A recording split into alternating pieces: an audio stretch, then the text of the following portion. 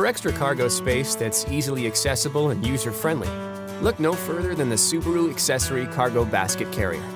You don't need any special skills or tools to install it or use it, just a little bit of time and attention. After you've completed the pre-assembly of your accessory cargo basket, carefully lift and place it onto the roof crossbars of your Subaru. Having someone assist you will definitely make this step easier. Make sure the rack is positioned correctly, then carefully secure the rack with the included fasteners according to the manufacturer's instructions. After making sure every connection is tightened and properly installed, you're ready to start loading your cargo.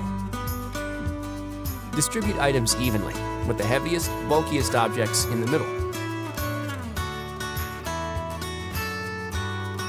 Once you've tied down your cargo securely and made sure nothing projects beyond the cargo basket itself, you're ready to start your next adventure.